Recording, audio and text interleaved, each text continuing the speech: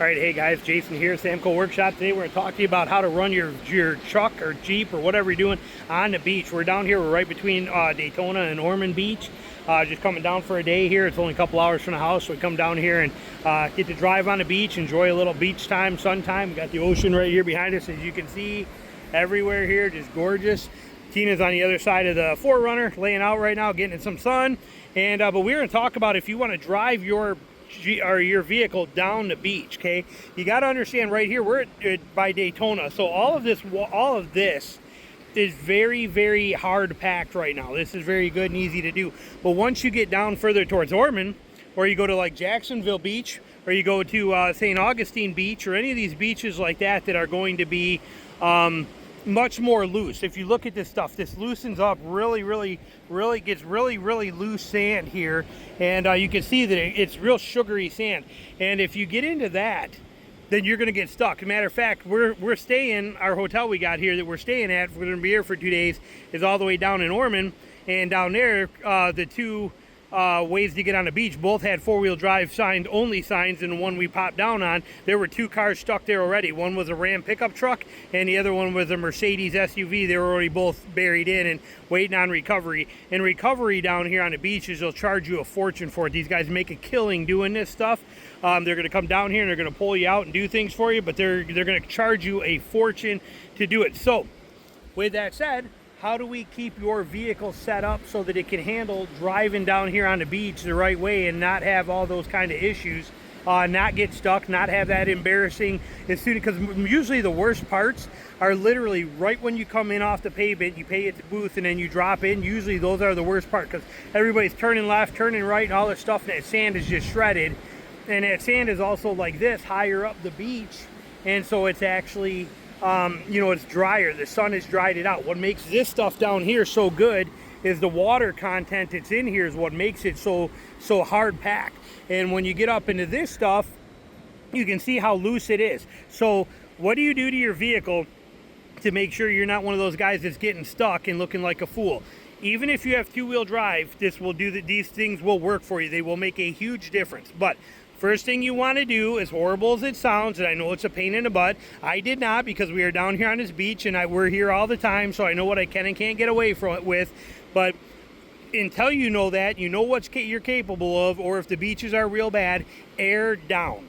Okay, you want to air down your tires. So take them from the 35 psi down to about 15 psi. You get down to about 15, even if you only go to 20, it'll make a huge difference, but that will bubble that tire out and give you that footprint. And instead of trying to climb up the sand with this angle in the front, it's going to flatten out and let you drive over the sand. It makes the biggest difference of everything out there. So you want to air down your tires.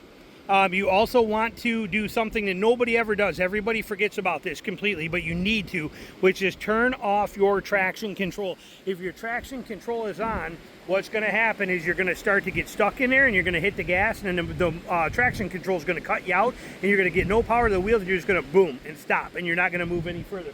So you want to make sure that you have traction control turned off before you hit the beach. Make sure you're in four-wheel drive before you hit the beach. Air down before you're in the beach. Those are the key things. And if it's really bad, 4 low is not a bad idea either, to put it in 4 low for some of those beaches. Now here, we got cars that are running. We got some standard SUVs going. We got some trucks here, but trucks with street tires. We got a little bit of everything going on here. And this beach is fine for that because it is such a hard-packed, simple beach to drive on. Like I said, if you look at this roadway, I mean, it's literally like a roadway through here. It is it's almost like pavement through here, so it's very easy to drive on. But you get down there further, you get down that way 1 more mile, and it gets into a lot of this loose stuff. And there, like I said, there's people stuck down there right now like crazy. And there's like 4 different recovery teams down there that are just hanging out there, making a killing, pulling people out. If you don't want to be one of those people, follow these simple tips. Air down your tires. Make sure you have a compressor or a way to air back up when you're done. I know it's a half hour, 20-minute inconvenience, 15-minute inconvenience when you're done to re-air up, but it will make a difference. Or stay off those beaches that are too soft. They always put signs at the entrance to the beach that'll say 4-wheel drive only. If it says that, then you know that you're going to be in trouble. So save yourself the trouble and either air down and turn off traction control and put it in 4-wheel drive, or go to a beach that does not need or have those kind of issues. Those are basically your best bet and what you can do for it. So, but otherwise, get out there, have fun, go explore, enjoy. It's such a beautiful place here. You got the ocean everywhere. You got hotels everywhere you could think of here that you can stay at. We got a hotel very similar to this that's down in Ormond, where we're like 3rd floor. We're gonna sleep tonight with the patio door open, listening to the ocean and the breeze coming in. It's a beautiful, beautiful place to be. But if you're going to be out here and you're going to drive on the beach, which you can do in a lot of places, don't think for a second that you're just going to pull right out because you saw somebody else do it. Or don't think for a second just because you have 4-wheel drive you're going to get here. In sand, if you are not aired down, not traction control turned off, and not in 4-wheel drive, the second you hit any loose stuff, you are done. You are going to sink right in. Like, look at this bike that came through right here. As an example, look at it. See this right here? See how this is? How he sunk right in there? That will happen to you somewhere in here, and you are just going to sink like a stone, and you're not going to go any further. So to avoid that, follow these simple tips. And also have cash on you. 20 bucks will get you down on the beach for a day. Okay, look at that raptor. Look how nice that is. Sweet. But 20 bucks will get you down on the water for the day and let you, enjoy it. But you want to do it right. And this is how. Hopefully you enjoyed this little bitty simple tutorial, but I promise you, it'll save you from looking like that idiot on the beach that's sitting there begging for somebody to come help you. And when they do, they're going to charge you hundreds of dollars to do it. So, all right, so now the next question is, if you get stuck when you're out there, so what are you going to do? So how are you going to handle this? If you're out there, you're driving on the beach, and all of a sudden you hit these soft spots, which I'll show you some examples. We got to pass a few when we do leave here, so I'll show you through the windshield as we hit them. But so you hit those spots, and all of a sudden you boom, and you think and you're done, and you're stuck there. What are you going to do? Now, like I said, you could pay hundreds of dollars, and these guys will tow you out, or you could get out on your own. So what do you do to get out? What should you bring? Traction boards are a good thing to bring with you. They're a nice feature if you have them, and they will usually help. But the key things to remember in any vehicle, regardless of tires, regardless of any of that, is the second in sand. Remember, sand is soft. There is nothing here in this sand, as you can see where even tow marks dig, there is nothing in here that is giving you any traction. Okay, so if that tire drops in, okay, so the second you lose momentum and you can't go forward and your tire starts to spin, immediately hit the brakes. Stop. Do not spin your tires, because once you're not going forward anymore, the only place you're going in sand is straight down. You are digging down. You will not dig out. You will dig straight down. Then it becomes worse. So when you lose momentum and you're not going forward, stop. Once you stop, then back up as slowly. You want no tire rotation. Okay, you don't want to spin your wheels, but you want to back up and then go again. Back up, go again, and try and get out of there. But if you cannot, again, do not let yourself dig down. And if that back and forth is not working for you, your only option is to come out and use use a pen tip, use your fingernail, whatever it is, and start dropping the air in the tires. Okay, look at the tire monitor gauge on your dashboard. Turn that on so you can see it, and then just start lowering down the tire pressure on your actual tires. Look at this cool truck coming by. Look at these couple things rolling through here real quick. Those are sweet. Look at that. That's that Carolina lean. It's like I said, that one's probably still legal. Here's another sweet one with some pretty cool wheels.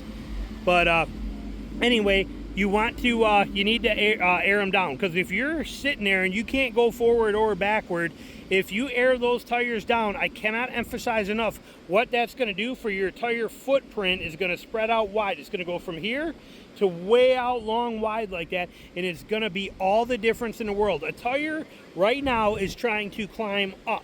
Okay, it's going to try to dig. It's going to dig and try and go up. If you flatten that out, it will ride on the top. It is not about the width. It is about the length. When you air down, that tire footprint will get longer, and it will be better for you. So if you get stuck and you cannot rock it forward and backwards slowly, again, do not spin those wheels and dig.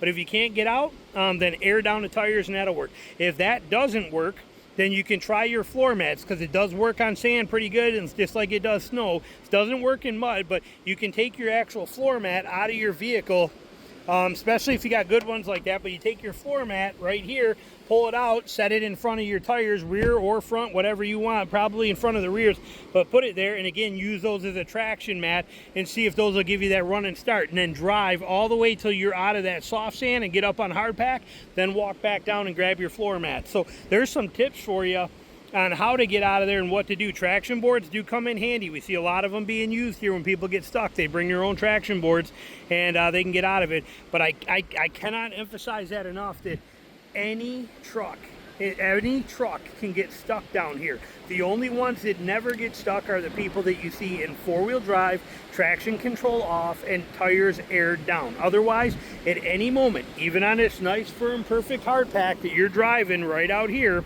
you can hit a spot where a bunch of cars have been and they've been backing in and out, turning, and it turns into real soft like you're seeing back here in the tracks. See how this is just from walking here? See how it's getting all loose and sugary?